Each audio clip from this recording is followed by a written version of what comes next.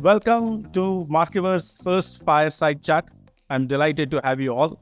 And with us, we have Gangadhar Dhotrekar, who is digital transformation expert. And he has spent almost 30 years in building digital transformation within big companies, medium-sized companies. And he is with us today to share the insights into what digital transformation is all about. And more so, in typical environments where you find it difficult to execute. So let's hear everything from Gangadhar. I can call you Ganga, right? Yeah, please do. Okay, great. So we just tell us the story so far, how you have started. We want to know all about you, and then we will get into digital transformation pieces. Thank you very much, Subhash. That's nice of you to have invited me. And I am delighted to be talking to you this morning. Very nice. Thanks, everybody. And hello, everyone. Here is what to the question that Subhash that you asked me.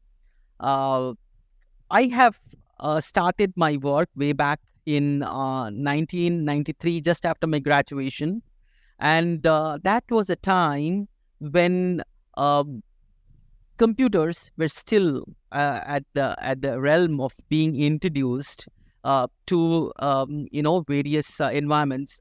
And believe me, Subhash, I'm sure you would also have seen it. They used to have separate rooms where in air-conditioned environments, computers used to be kept, and then there used to be printers, which actually churned out printers. And that is when my interest on Which year was this? this is in 93, of course, 93 and onwards, 93, 94, 95, till about 96, I guess. There were separate rooms for computers, and these were called data centers, and not everybody would be allowed to go to such rooms. And that feels funny now because the rate at which the evolution has happened is very, very interesting to see. Okay. So that was just a trivia in terms of, just to take us all back into memory. And for those new people who would be thinking that, what fossil age was this? So I'll just quickly introduce myself. Subhash, just thank you for your introduction. I am basically a source to pay subject matter expert by profession. And I have with me 30 years of work experience. I started way back in 93. I worked for many, many organizations, both as an operations or a service delivery person, and subsequently as a process re-engineer, as a transformation expert. And then off late, for the past about 5 to 7 years, we've been dealing quite a bit with digital transformation per se, which has taken us all by a revolution in the way we work.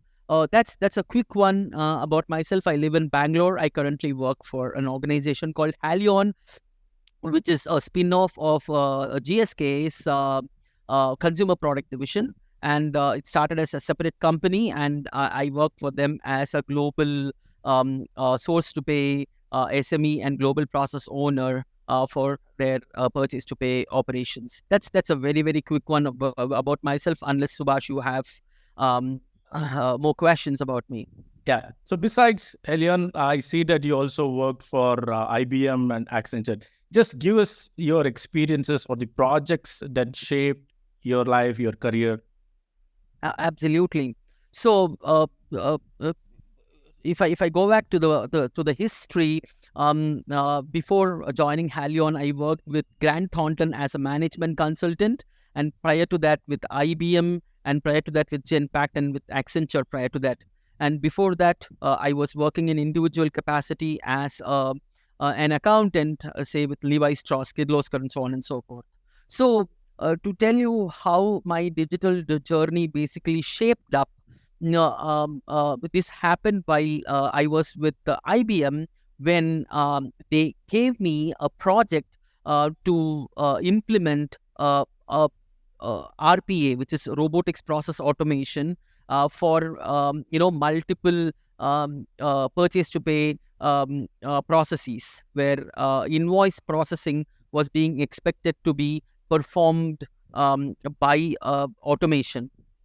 And we have deployed at least about 150 bots through my journey while I was with IBM, in various capacities and with various clients. So now, what drove me to take up that assignment was the background or the pedigree that I had of operations and finance and accounting. So I kind of understood the nitty-gritties of the basic core of accounting, basic core of operations, basic core of controls that would actually pave way to automate various things. So as part of this, the evolution began there, and then I was pulled into a program called a digital worker program, where they found that there was a lot of acceptance of RPA, the bots per se, and then the kind of time it took for us to customize those bots to the requirement actually took a long period, and we saw that there is a lot of repetitivity in the customization itself. Because if you see the operations per se, what do we do? In, for example, I will take the example of purchase to pay. You would have Was in which year, Ganga, if I may interrupt? this was way back in 2015, 16. 2015. Okay. 15, 16, Almost yeah. like 10 years. 10 years ago, exactly. Okay.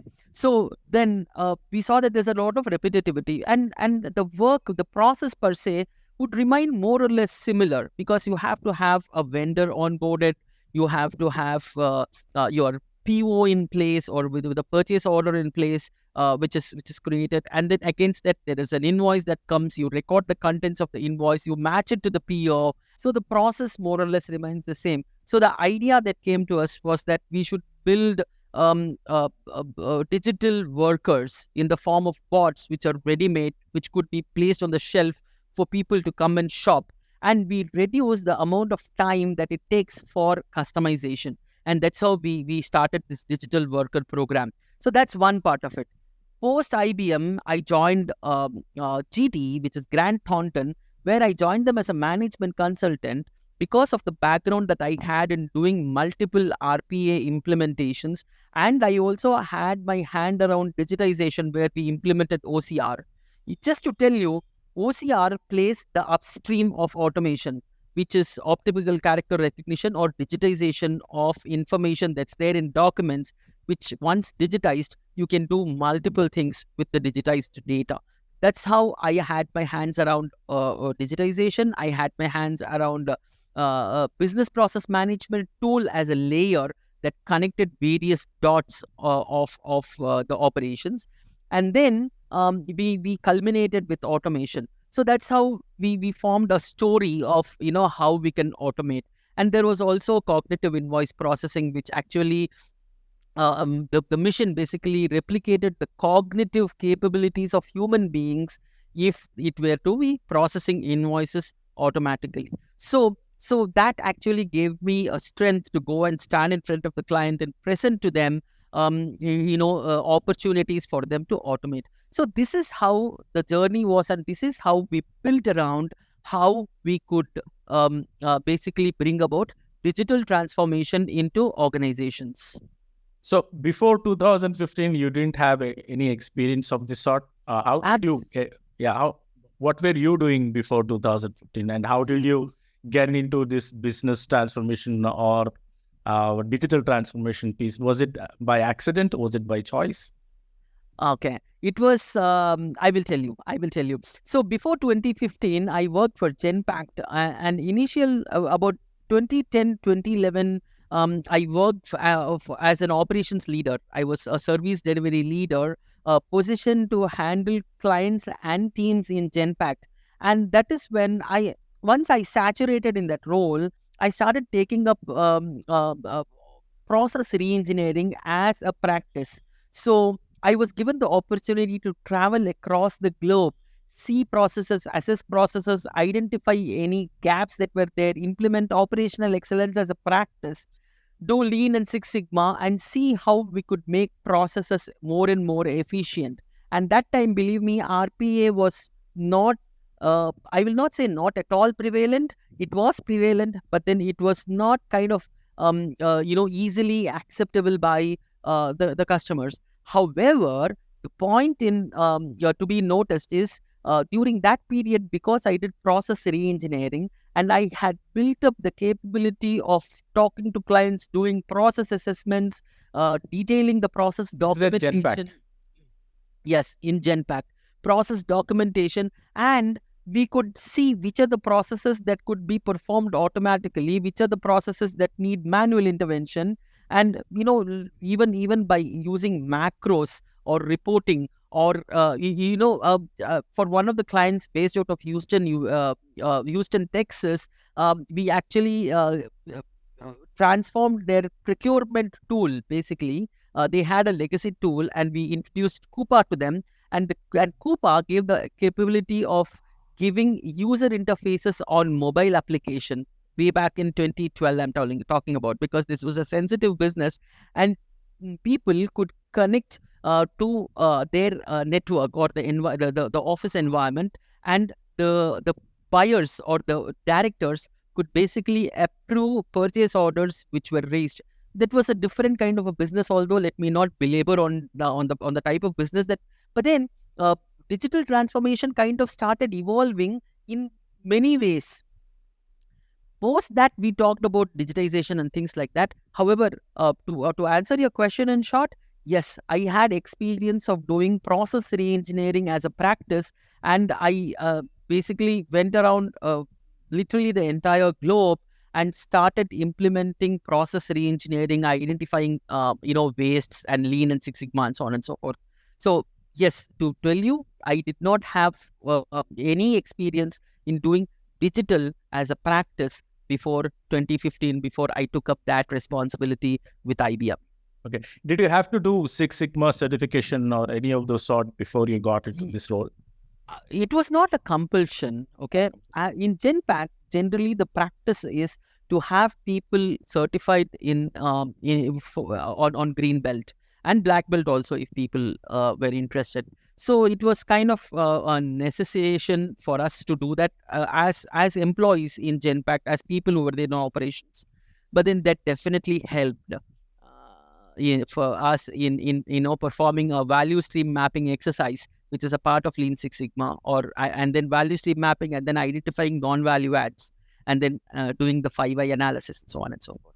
Yes, that was how much it is important for young bunch of guys who want to get into this space. Do you think that Lean Six Sigma is something that they need to really start with, or what kind of mindset one should have to really shine in this field? I would definitely recommend Lean and Six Sigma, not in the avatar of how it was introduced earlier as a practice. However, the essence of doing Lean Six Sigma, okay, you may not go up to Six Sigma because you may not want Six Sigma kind of output, and people who are green belts or black belts will actually hold me responsible for the statement. So let's not go till there. However, when you perform assessments, when you identify or break the process down into smaller steps, is when you understand the nitty-gritties of the process, because you cannot afford to drop the ball once you have started doing your automation exercise. Okay, you come to point X, and then and at that point of time, you basically are finding out that there is a gap here, and you need a bridge, and you will not be able to do that. However, if you have done your Lean and Six Sigma, you will be able to appreciate the importance of having the process studied in such a level that there will be no surprises in store for you, and each step that you're taking will actually pave way to the next one. So you mean to say a Six Sigma is essential for anyone to Any process, get I would into say. I am a big digital I'm a big evangelist of doing process study, and through methodologies recommended by Lean and Six Sigma. So let me ask you, so when you started in 2014-15, how different was digital transformation? How seriously it was taken by the companies? And cut to now, what do you see the changes that are happening in the digital transformation space? If you can throw that light, it would be great. Absolutely. Absolutely. So, like every other field, this was also for the big ones. Okay. Digital transformation was eyed by only the largest organizations who were able to afford, or who were able to spend money, because it came at a very, very high cost also. We should be mindful of the cost, and who could afford to, you know, um, um, uh, take a chance or take a risk, because the it it was proved that this was an effective solution subsequently. However, just to put it short, it was actually started off by the large organizations, and probably the Fortune 500s who had, and these were specifically exposed in environments which is outsourced environments, and the companies of the likes of Accenture, Genpact, IBM, HP, their clients were actually investing in doing this, and the amount of coverage or the penetration that they had doing digital was quite limited, and that is because they actually did not give as much importance that was required for upstream digitization that could pave way to automation subsequently. And it was an evolution, and then the amount of accuracy that they had to achieve to do end-to-end automation was quite limited. So they had to put people in between to do verification of the output of digitization. Okay, and there were many, many tools that were available in the market that could give an output, but people were not able to automatically measure the accuracy of the output of such tools, that such digitization tools. So it was a difficult journey, and it was an evolution and learning. And subsequently, when there were volumes of customers who actually came in, the value was made affordable, or value of it became affordable. And now we can see that many mid-sized organizations are also going in for the for digitization as a practice. And now I although I am a finance SME, okay, so to say, I am seeing that digitization is evolving to such an extent that every field literally has an opportunity for itself to get, digital. Okay. Yeah. So that was the journey, so to say, to answer your question, in terms of today, cut to today, we are seeing that large swaths of companies actually are eyeing, or if they have not already, they are starting to eye, because they have to remind, if any organization has to have relevance in the marketplace, they have to go in for it. It is just not cost arbitrage, it is also to become capable that people have to adapt digitization or digital as a practice. Okay, wonderful. So now we looked at what companies are really serious about, improving their digital process and all that, right? So let's look at the consulting firms who are providing digital transformation as a service. How do you think that is panning out? That is becoming the bread and butter for consulting, because once you digitize, see, what is it that you're offering as a consultant, okay, to your customer? You're offering them value, right? If it is a service delivery client that comes, they basically should be reducing their cost to serve. Okay, if it's a technology company that's coming into play, they need to be giving such a technology which is the state of the art, which is able to deliver more than best in class. If it is a legal firm that we're talking about, they need to be churning out output of, say, the contracts or cases or case studies that they do in record time, and they cannot afford to miss out on certain nitty-gritties that can have an impact on the output of what judgment comes out of a legal firm. So if you talk about creative industry, which is advertising or writing, content writing, you would have heard chat GPT basically taking over every writing aspect, and it's giving you such a high quality output of writing. If you take fine arts, uh, you can see that there is this Adobe's new Firefly that has come out, which is giving such amazing results of your imagination. Imagine, it is not about you giving it a specific outline. You imagine and then give your thoughts, and then it builds on your thought. So that extent is the change, or revolution, I will say. I will not limit it to calling it a change. It is a revolution of how things are changing in the digital kind of an era that we are. It is not definitely a threat, because um, everybody have to evolve, and I'm telling you, there is space for everybody. Everybody. It is just that we should not limit our learning. That will be a detrimental factor if we stop learning. Okay. Yeah. Yeah. No, let's shift to the software side of it. Who are your role models in this space, and any inspirations that you derived from anyone, any mentors of yours, if you want to really talk about them? Yeah. Anything, or any books, or any role models that youngsters can really look up to? I know you are one of them for sure.